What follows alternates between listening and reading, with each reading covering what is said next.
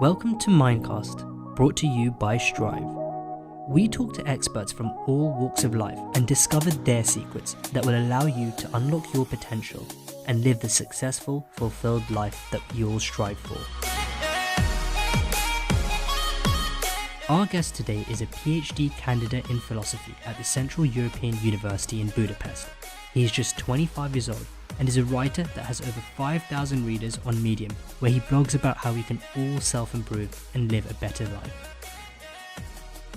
Please welcome our guest, Maarten Van Doorn.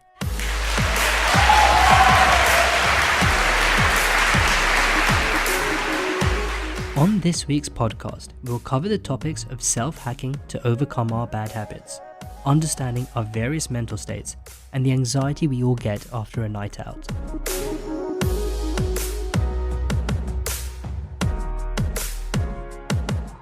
Hey Maarten, welcome to the show. Yeah, thanks for having me. So we were talking about how you just went to the gym today, and Sham and I have had a real problem with having the motivation to keep that up consistently.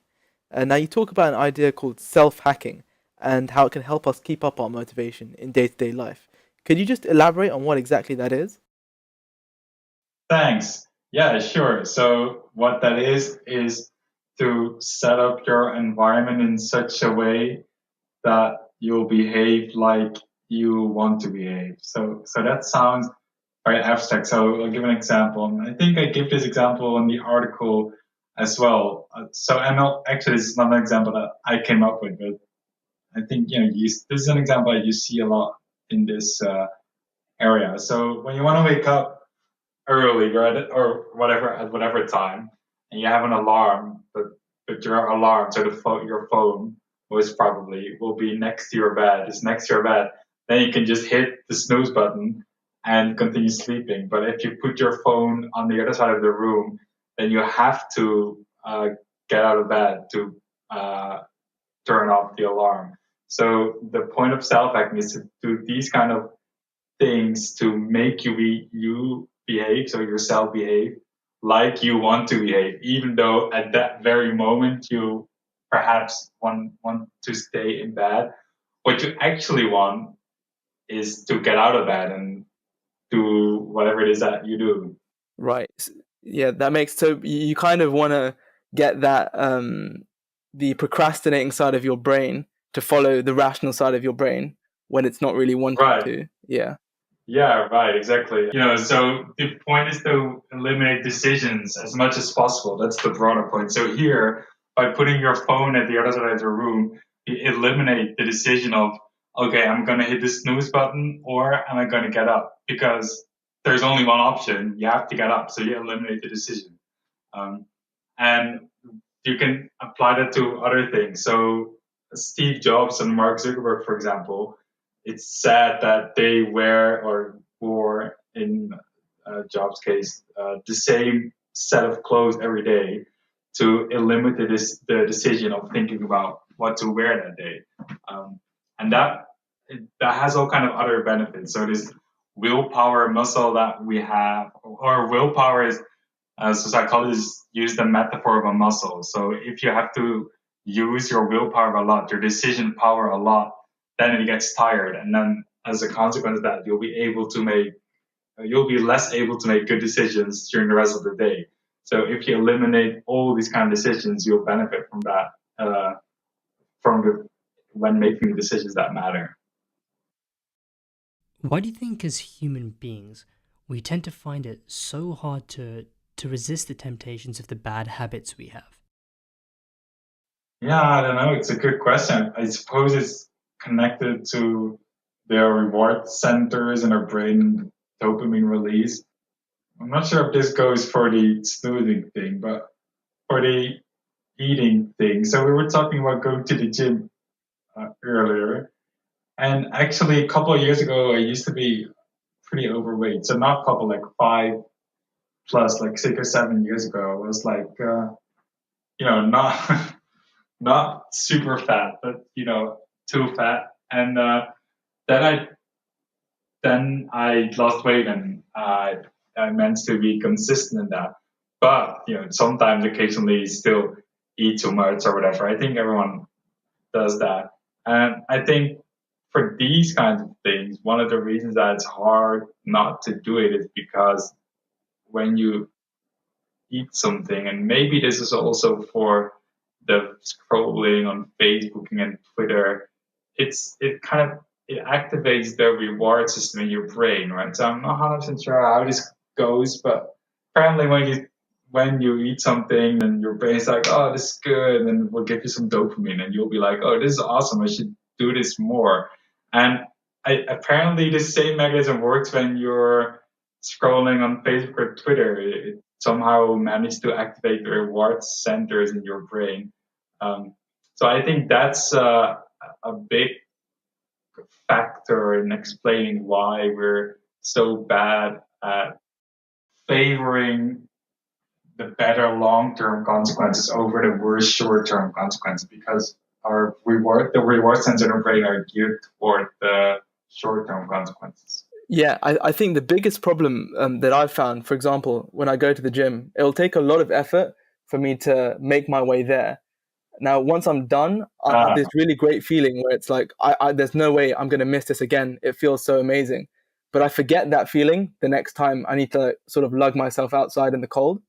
For me, the first step in teaching yourself how to behave is sort of noticing that you can be in altered mental states at different points in your day. And I think there's a sort of a realization that people need to come to. So for me, that moment was exactly the example you're giving, which is waking up in the morning. And about half an hour after I'd be up and at the day, I'd think, why was I snoozing for the last hour and a half? It was so simple. I could have just got up. But in that moment, the most important thing to you is just getting 5 minutes more sleep. Like, I would give up anything in my day for just 5 minutes more sleep. So I was in such two different complete mind states. That really confused me. And that's sort of what set me down my path of, really thinking about this idea of self-awareness. How can I motivate myself when I'm in these different mind states? So do you remember any particular moment where you really realized that, wow, my brain is susceptible to these different tricks? It can flow into different states of consciousness. One example that comes to mind here of this kind of divergence that you mentioned is when it comes to drinking. So on Saturday night, you'll be like, yeah, sure, let's have another beer, whatever. And you're like, okay, this is great, I'm having fun. And sometimes on Sunday, you're like in a very different mode. Yeah. But on that Saturday or whatever day, it's like you can't really realize that you're like the possibility that you'll ever regret this decision is just like an impossible thing for you on that on that moment. That's something I think I can relate to quite a lot. I think that's one of the things actually that is really not spoken about when it comes to alcohol in general. The fact that when you've got a hangover, you're actually in a sort of an altered mental state. Like, anxiety is just in general a lot higher. And I think there's a strong correlation between things you should be anxious about, because you probably did quite a few stupid things that night. But you're also in a heightened state of anxiety in general. And I think I'm sure I'm not the only one who spent sort of an hour in the morning waking up after a night out thinking, what have I done? What have I done? Everyone is going to hate me. But in reality, everyone else on that night is probably thinking the exact same thing. And no one's really thinking about what anyone else has done that night. So I think what gets me through that is realizing that, no one else is really caring about exactly what I'm doing right now. Right. They're all worried about all of the nonsense they did the night before.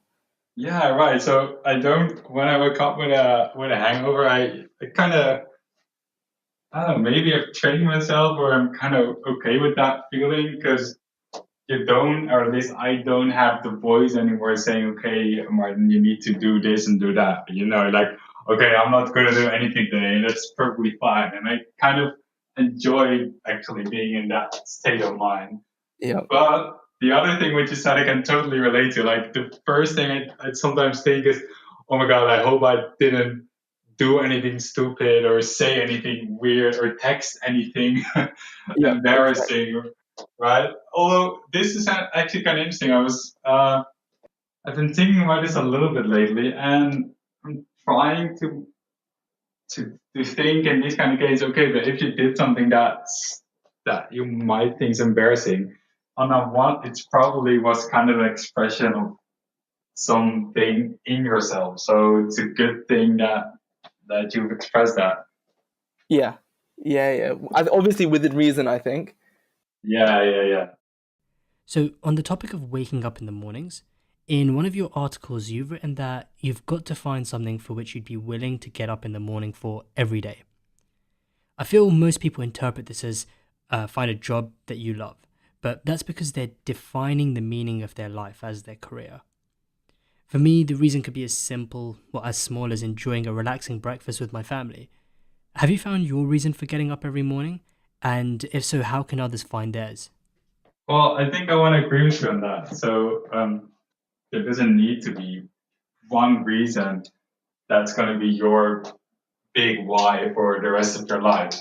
So I think it was wrong to define your whole life or whole being in terms of one career, one thing, what you do, and that's going to be the answer for whatever 40 years or something. So I think your approach is exactly right. You just have to find something that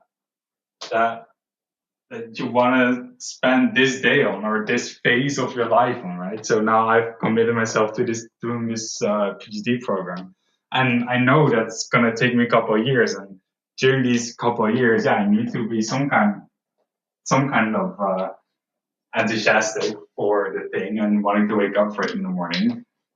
So in that sense, I found it. And some days I'm really happy and excited when I get out of bed. Some days it's more neutral. Yeah. So when you want to have a kind of a long-term goal, obviously you need to have some kind of excitement for it that drives you. Otherwise, you're probably not gonna stick to it. I think that's the more general point. I think what I've found is that if you wake up in the morning feeling just happy and with some sort of purpose to sort of attack the day, everything in that day just seems to slot into place and just go well. And sometimes I wish I could recreate that sense of everything's going to just be a good day. I wish I could recreate that every day. And what I found is if there's something early on the day that I'm looking forward to, then I just wake up with that mindset. Yeah, I actually had a day like that yesterday. It was really weird. I woke up and I just felt so good, and I was like, "Oh, this is going to be a great day." And was there any particular reason for that? Yeah, so I was thinking about that. So I actually wrote an article about yesterday. It's called Tuesday. Oh, right.